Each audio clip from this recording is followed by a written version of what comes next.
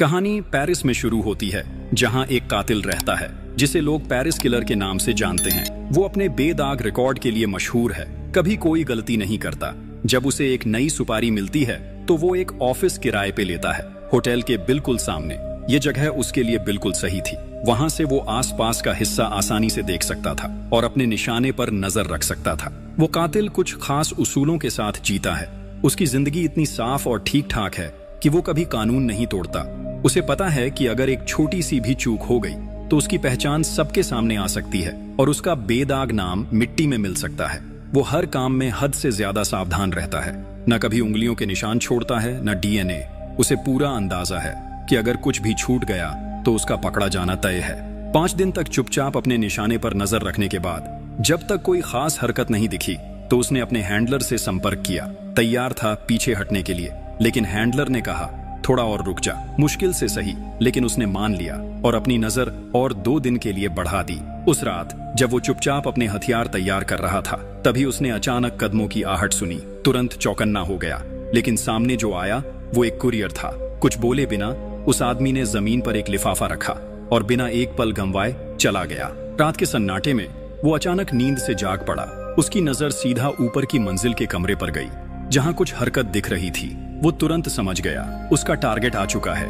एक पल भी न गंवाते हुए उसने अपना राइफल उठाया और परफेक्ट शॉट के लिए पोजीशन ले ली। सर्जिकल प्रिसिजन के साथ उसने हर डिटेल कैलकुलेट की, एंगल, हवा की रफ्तार और हर वो फैक्टर जो गोली के रास्ते को बदल सकता था। सब कुछ एकदम परफेक्ट लग रहा था। एक सटीक एग्जीक्यूशन के लिए सब कुछ सही जगह पर था, लेकिन जैसे ही उसने गोली चलाई, निशाना चूक गया। गोली उस आदमी को नहीं लगी, बल्कि उस औरत को लग गई जो उसके साथ थी। उसे तुरंत समझ आया कि सब कुछ हाथों से निकल चुका है। बिना वक्त गंवाए उसने अपनी मौजूदगी का हर निशान मिटा दिया और तेजी से वहां से निकल गया। सीधा एयरपोर्ट की तरफ बढ़ा और अपने पीछे एक ऐसी तबाही छोड़ गया जो कभी ठीक नहीं हो सकती। जल्दबाजी में जब वो ऑफिस बिल्डिंग से निकल रहा था, तब भी उसने पूरी सावधानी से हर सबूत मिटा दिया जो उसे उस जगह से जोड़ सकता था। जब उसने पेरिस छोड़ा तो चलते चलते अपने हैंडलर से संपर्क किया और मिशन की नाकामी के बारे में बताया। हैंडलर ने उसे आने वाले खतरे से आगाह किया, लेकिन वो कातिल बिल्कुल शांत था। उसने सिर्फ इतना कहा, मैं सब संभाल लूंगा। खैर, जैसे ही उसने अपने आसपास नजर डाली, उसे पास ही एक सस्पिशियस शख्स दिखा। उसके इंस्टिंक्ट्स ने उसे बताया कि ये कोई मर्सनरी हो सकता है जिसे उसे खत्म करने के लिए भेजा गया है। खतरे का एहसास होते ही वो तुरंत अलर्ट हो गया, किसी भी सिचुएशन से निपटने के लिए तैयार। किलर ने एयरपोर्ट के पास एक होटल रूम किराए पर लिया ताकि उस अनचाहे मेहमान का सामना कर सके। अपनी सुरक्षा के लिए उसने एक सिंपल मगर इफेक्टिव अलार्म सिस्टम लगाया। दरवाजे के नॉब पर एक ग्लास रखा और नीचे एक मेटल प्लेट, ताकि कोई भी हरकत तुरंत महसूस हो सके। चाकू से लैस वो खामोशी में बैठा रहा, टेंशन से भरा हुआ इंतजार करता रहा। आधी रात होते होते उसे अपनी गलती का एहसास हुआ। वो अजनबी सिर्फ एक अनजान आदमी था। अगली सुबह किलर ने होटल छोड़ा और डोमिनिकन रिपब्लिक के एक सेफ हाउस के लिए उड़ान भरी। वहां पहुंचते ही उसने देखा सिगरेट के टुकड़े और अनजाने फुटप्रिंट्स पड़े हुए थे। ये साफ संकेत थे कि कोई पहले ही वहां आ चुका था। जैसे ही किलर को समझ आया कि किसी ने उसके सेफ हाउस में घुसपैठ की है, उसने तुरंत खुद को आर्म किया और अंदर घुस गया, एक साए की तरह छुपकर। पूरा घर एक बैटलफील्ड बन चुका था। फर्नीचर उल्टा पड़ा था, डिशेस टूटी हुई जमीन पर बिखरी थीं और दीवारों पर खून के धब्बे थे। उसके दिल में एक घबराहट घर करने लगी। तभी उसके फोन पर एक कॉल आया, एक ऐसी खबर जिसे सुनकर उसके होश उड़ गए। उसकी गर्लफ्रेंड हॉस्पिटल में थी। वो तुरंत वहां भागा जहां उसका सामना मार्कस से हुआ, उसकी गर्लफ्रेंड का भाई, जिसके मुंह से निकली सच्चाई ने उसका दिल चीर दिया। 2 अजनबी लोग उसे ढूंढने आए थे, लेकिन उसकी जगह उसकी गर्लफ्रेंड मिल गई। उन्होंने उसे बड़ी बेरहमी से टॉर्चर किया, जवाब मांगते रहे, लेकिन उसने कुछ नहीं बताया। हर एक तकलीफ, हर एक दर्द के बाद भी उसने कभी उसका राज नहीं खोला। उसने हिम्मत दिखाई। उसने एक अटैकर का हाथ छुड़ाकर एक छुरी उसके पैर में घुसा दी, जिससे वो लोग भाग गए। अपनी गर्लफ्रेंड से बात करने के बाद और इस पूरे घटना को समझने के बाद किलर ने ये इंश्योर किया कि उसे बेहतरीन मेडिकल ट्रीटमेंट मिले। उसने डॉक्टर्स को एक मोटी रकम दी ताकि कोई कसर न रहे। फिर वो वापस अपने घर गया और वहां एक छुपा हुआ चेस्ट निकाला। उसके अंदर थे डॉक्यूमेंट्स, कैश के ढेर और हथियार। उसकी गर्लफ्रेंड के साथ हुआ जुल्म उसके जहन में छपा हुआ था, एक ऐसी तस्वीर जो उसके अंदर बदले की आग भर रही थी। उसका पहला क्लू, वो क्रिमिनल से ग्रीन टैक्सी में आए थे। इसी एक तार के जरिए उसने अपना शिकार ढूंढना शुरू किया। ज्यादा देर नहीं लगी, उसने उस व्हीकल को ट्रेस कर लिया, एक ट्रांसपोर्टेशन कंपनी तक जो सिर्फ ग्रीन टैक्सीज चलाती थी। सब्र और शांत दिमाग के साथ उसने उस ड्राइवर तक पहुंच बनाई जो उन लोगों को लाया था। हर कदम सोच समझकर, हर चाल बड़े आराम से चली गई, बिना किसी डिटेल उसकी नजर से बचे। रात के अंधेरे का फायदा उठाकर किलर ने एडमिनिस्ट्रेटिव बिल्डिंग में घुसपैठ की, रिकॉर्ड्स को छांटता गया जब तक उसे टैक्सी ड्राइवर की असली पहचान नहीं मिल गई। लियो रोड्रिगेज नाम मिलते ही किलर ने अपना शिकार ढूंढना शुरू किया। हर जगह लियो के पीछे साए की तरह लगा रहा, सही वक्त का इंतजार करता हुआ। और जब वक्त आया, वो चुपके से लियो की टैक्सी में घुस गया। जैसे ही लियो ने ड्राइवर सीट में बैठा, उसने कान के पास ठंडी स्टील की धार महसूस की। वो डर से जम गया। उसके पास अब कहने या करने को कुछ नहीं था, सिर्फ मानना था। लियो ने थरथराते हुए सब कुछ बताया, उस आदमी और औरत के बारे में जिन्हें उसने एक दिन पहले राइड दी थी। उसके हाथ स्टीयरिंग पर कांप रहे थे।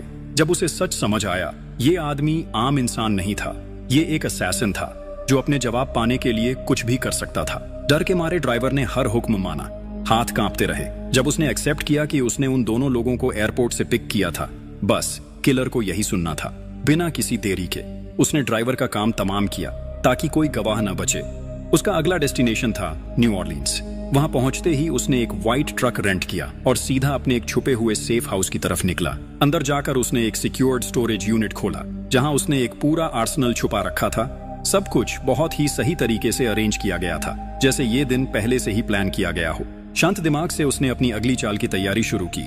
सुबह के वक्त वो एक हार्डवेयर स्टोर गया और वहां से एक न्यूमेटिक नेल गन, एक ट्रैश कैन और कुछ जरूरी टूल्स खरीदे। सब कुछ रेडी करने के बाद उसने डाउनटाउन का रुख किया, जहां डोलोरेस का बिल्डिंग था। वहां की सिक्योरिटी बहुत कमजोर थी, सिर्फ एक कैमरा एंट्रेंस पर लगा था। इस वजह से वो आसानी से बिना देखे अंदर चला गया। अंदर जाकर वो शांत खड़ा रहा, बस सही वक्त का इंतजार करता हुआ। जैसे ही कुरियर वहां से गया, तेजी से उसने अपना गन निकाला और सीधा सेक्रेटरी पर तान दिया। उसकी शांत नजर देखकर सेक्रेटरी एकदम डर गई। उसके पास सिर्फ मान जाने के अलावा कोई ऑप्शन नहीं था। किलर ने तुरंत मूव किया और लॉयर हैगे के ऑफिस में घुस गया, जो उसका हैंडलर था। बिना किसी देर के उसने असिस्टेंट और बाकी लोगों को बांधने का हुक्म दिया। फिर एक एक करके उसने हर कंप्यूटर और टैबलेट तोड़ दिया ताकि कोई डेटा बचा न रहे। अब उसकी नजर हेगे पर थी। उसने डिमांड किया, उसके क्लाइंट्स के नाम चाहिए, लेकिन हागे ने कुछ नहीं बताया, बल्कि सीधा उसकी आंखों में देखकर बस जवाब दिया कि जो गलती तू कर चुका है उसके अंजाम से तू बच नहीं सकता। उसने चेतावनी दी कि अब कोई उसे माफ नहीं करेगा। किलर ने बिना किसी देर के नेल गन उठाई और सीधा एक नेल हेगे के सीने में मार दिया। उसकी आवाज शांत थी, लेकिन उसका हुक्म साफ था, मुझे नाम चाहिए। उसने सिर्फ कुछ मिनट दिए, लेकिन हागे एक लफ्ज भी नहीं बोल पाया। उसकी सांसें खामोशी में ही थम गईं। ये सब देखकर डोलोरेस समझ गई, अब बचने का कोई रास्ता नहीं है। उसने किलर की आंखों में देखा और बस इतनी दरख्वास्त की, मुझे जल्दी और बिना दर्द के खत्म कर दो। उसकी एक ही उम्मीद थी कि उसकी मौत से उसके बच्चों को लाइफ इंश्योरेंस मिल जाए, एक आखिरी कोशिश उनकी हिफाजत के लिए। किलर ने सोचा भी नहीं, उसने सेक्रेटरी की बात मान ली, दया से नहीं, बल्कि इसलिए क्योंकि उसके पास वो राज था जो किलर ढूंढ रहा था। सिर्फ डोलोरेस ही जानती थी उस क्लाइंट का नाम, जिसने उसकी गर्लफ्रेंड के साथ सब कुछ करवाया था, और उस नाम तक पहुंचने के लिए किलर उसकी जिंदगी भी कुर्बान करने को तैयार था। काम खत्म करने के बाद किलर और डोलोरेस चुपचाप ऑफिस से निकल गए। उनकी अगली मंजिल थी डोलोरेस का घर। उसकी प्लानिंग का अगला हिस्सा अब शुरू होने वाला था। लॉयर की लाश को ट्रैश बिन में डालकर किलर वापस आया तो देखा डोलोरेस भागने की कोशिश कर रही थी, लेकिन हाथों में रस्सी बंधी थी। भागना नामुमकिन था। अब वो पूरी तरह किलर के कब्जे में थी। आखिरकार हारी हुई सी डोलोरेस ने सब कुछ बता दिया उस क्लाइंट के बारे में जो शिकागो में था। जब किलर को वो इन्फॉर्मेशन मिल गई, उसने एक भी पल नहीं गंवाया। उसने डोलोरेस का गला मोड़ दिया, फिर उसकी लाश को सीढ़ियों से धक्का दे दिया ताकि सब कुछ एक एक्सीडेंट लगे। सब कुछ इतना परफेक्टली प्लान किया गया था, ना कोई सबूत बचे, ना कोई गवाह। किलर ने हर छोटी छोटी निशानी मिटा दी, लॉयर का शरीर भी, जैसे कुछ हुआ ही नहीं। कुछ दिन बाद किलर फ्लोरिडा पहुंचा। उसका नया टारगेट था ब्रूट नाम का एक आदमी। उसने ब्रूट के घर का हर कोना ध्यान से देखा, हर डिटेल में एनालाइज किया। ब्रूट अकेला नहीं था, घर में मेहमान भी थे और सबसे खास एक खतरनाक गार्ड डॉग भी था जिसे हैंडल करना जरूरी था। बिना वक्त गवाए किलर एक ग्रोसरी स्टोर गया और वहां से बीफ और स्लीपिंग पिल्स खरीद लाया। प्लान तैयार था। शाम तक वो वापस ब्रूट के घर पहुंच गया, मिशन के अगले फेज को एग्जीक्यूट करने के लिए। उसी रात ब्रूट अपनी छोटी गैंग के साथ एक कसिनो गया, जहां वो सब मिलकर चुराए हुए पैसे उड़ा रहे थे, गैम्बल करते हुए मजे ले रहे थे। कुछ घंटों बाद ब्रूट अकेला वापस निकला। बिल्कुल वही मौका जिसका इंतजार किलर कर रहा था। वो हर स्टेप सोच समझकर पूरा प्लान एग्जीक्यूट करने के लिए आगे बढ़ा। सबसे पहले उसने गार्ड डॉग को हैंडल किया। बीफ में स्लीपिंग पिल्स मिलाकर उसके सामने फेंका। कुछ ही मिनट में वो भौंकता हुआ जानवर चुप हो गया, गहरी नींद में चला गया। अब खतरा खत्म हो चुका था। किलर बिना आवाज किए बिल्डिंग के अंदर घुस गया, हर कदम संभाल कर रखा। उसे पता था ब्रूट बाथरूम में था, शिकार अब खत्म होने ही वाला था। जैसे ही किलर अंदर घुसा, ब्रूट ने हमला कर दिया। उसने सोचा कोई चोर घर में घुस आया है। भयानक झगड़ा छिड़ गया। दोनों आदमी जान से लड़ रहे थे, बिना किसी रहम के। पर किलर ज्यादा देर रुकने के मूड में नहीं था। ये तो बस बदले का पहला कदम था। उसने ब्रूट को खत्म किया। जैसे ही वो घर से निकलने लगा, एक नया खतरा सामने आ गया। वो डॉग जाग गया था, पर किलर ने तुरंत रिएक्ट किया। एक कॉकटेल खिड़की से अंदर फेंका और देखते ही देखते आग भड़क उठी। पूरा घर जलने लगा। उसके होने का हर सबूत वहां से मिटा दिया गया। उसका काम यहाँ खत्म हो चुका था। अगला निशाना न्यूयॉर्क में था, इसलिए किलर ने देर नहीं की। एक नॉर्मल टिकट खरीदी, ठंडे पानी से खून के निशान धोए और अपने अगले मिशन के लिए तैयार हो गया। वहां पहुंचकर उसने एक आम सी कार रेंट की जो सिटी के शोर शराबे में घुल मिल गई। उसका टारगेट एक स्पेशलिस्ट औरत थी, वही जो उसकी गर्लफ्रेंड पर हुए हमले में शामिल थी। किलर के पास नकली डॉक्यूमेंट्स थे जिनमें एक झूठी पहचान लिखी थी, लेकिन सबसे बड़ी दिक्कत ये थी, उसे ये नहीं पता था कि वो दिखती कैसी है। इसलिए उसने इंतजार किया। फिर एक दिन एक ब्लॉन्ड औरत घर से निकली। किलर ने तुरंत उस पर नजर जमा ली। वो उसका पीछा करता रहा, सड़कों से होते हुए ट्रैफिक लाइट तक पहुंच गया। वहीं उसका हाथ अपने वेपन के पास गया। बस 1 सेकंड की दूरी थी निशाना बनाने में, लेकिन किसी वजह से वो रुक गया। उसने ट्रिगर नहीं दबाया। इस बार उसने कुछ अलग सोचा। उसने उस औरत को जाने दिया और चुपचाप उसका पीछा करते हुए एक रेस्टोरेंट तक पहुंचा, जहां वो उससे सामने से मिलेगा। स्पेशलिस्ट का चेहरा डर से भर गया जब उसने सामने उस आदमी को देखा। वो कातिल जो बदला लेने आया था, उस जुर्म के लिए जिसका कभी उसने बचाव किया था।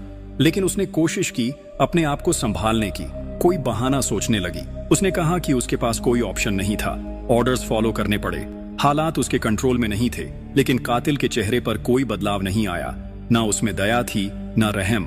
फिर भी उसने एक्टिंग की, उसका ड्रिंक का इन्विटेशन मान लिया और कैजुअली बोला, चलो थोड़ा वॉक करते हैं। स्पेशलिस्ट के अंदर एक ठंडक दौड़ गई। उसने महसूस किया अब ज्यादा वक्त नहीं बचा, मौत पास ही थी।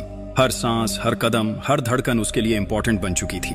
उसके मन में एक छोटी सी उम्मीद थी, शायद कातिल उसे किसी शांत जगह ले जाए जहां उसकी मौत थोड़ी कम तकलीफदेह हो। उसने एक आखिरी चाल चलने की सोची, एक ट्रैप लगाने की कोशिश की, लेकिन कातिल ज्यादा तेज था। उसके रिएक्ट करने से पहले ही एक गोली चली और सब कुछ खत्म हो गया। उसकी मौत के बाद कातिल को असली मास्टरमाइंड का पता चला, मिस्टर क्लेबर्न, एक बिलियनियर जो शिकागो के एक हेविली सिक्योर्ड एस्टेट में रहता था। बिना वक्त बर्बाद किए कातिल सीधा सिटी की तरफ निकल गया। उसने हर मूव सोच समझ कर लिया, टारगेट की हर जगह ट्रैक करता गया। जब वो अंडरग्राउंड पार्किंग लॉट तक पहुंचा, उसके रास्ते में एक इलेक्ट्रॉनिक लॉक था, एक और रुकावट, सिक्योरिटी का एक और लेयर। लेकिन कातिल के लिए ये सिर्फ शुरुआत थी। उसने एक डुप्लीकेट की कार्ड बनवाया, क्लेबर्न के जिम का मेंबरशिप लिया ताकि उसके सर्कल में घुल मिल सके। सब कुछ इतना नॉर्मल लगा जैसे वो वहीं का एक आदमी हो। ऑपरेशन क्लीन हो, इसलिए उसने एक नई फायर आर्म अरेंज की, एक ऐसी गन जो कभी यूज नहीं हुई थी, जिसका कोई रिकॉर्ड नहीं था। फंड्स क्वाइटली एक अलग अकाउंट में ट्रांसफर किए ताकि कोई ट्रेस ना हो। सुबह होते ही पैकेज आ गया। अंदर था वो की कार्ड जिसकी जरूरत थी। बिना वक्त गंवाए कातिल ने अपनी प्लानिंग शुरू की। उसने जिम के एक सिक्योरिटी गार्ड के लॉकर को चुपके से एक्सेस किया और कार्ड चुरा लिया ताकि उसे बिना किसी दिक्कत के अंदर जाने का रास्ता मिल जाए। जब बाकी लोग अपने वर्कआउट्स में बिजी थे, कातिल वहां से चुपचाप निकल गया, सीधा क्लेबर्न के एस्टेट की तरफ। जब कातिल ने बिलियनियर का सामना किया, जवाब मांगे, तो बात वहां से कुछ और ही मोड़ ले गई। क्लेबर्न ने कबूल किया कि उसका कोई लेना देना नहीं था उस पुरानी घटना से। उसने बस एक कंपेटिटर बिजनेसमैन को हटाने का कॉन्ट्रैक्ट लिया था। जब स्नाइपर अपना काम पूरा नहीं कर पाया तो लॉयर ने एक्स्ट्रा पैसे मांगे ताकि ऑपरेशन के सब ट्रेस मिटा दिए जाएं। कातिल ध्यान से सुन रहा था। धीरे धीरे उसे समझ आया कि जिसे वो मास्टरमाइंड समझ रहा था, वो तो सिर्फ एक हिस्सा था इस बड़े गेम का। न उसके शब्दों में झूठ था, न कोई छुपी हुई चाल।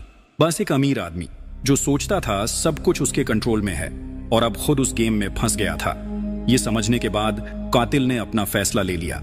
वो बिलियनियर को जिंदा छोड़ देगा। उसकी बदले की कहानी अभी पूरी नहीं हुई थी। असली जिम्मेदार अभी भी कहीं जिंदा था। जाते जाते कातिल ने क्लेबर्न को एक आखिरी वार्निंग दी। अगर उसने कभी उसका पीछा करने की या बदला लेने की कोशिश की तो अगली बार कोई दया नहीं होगी।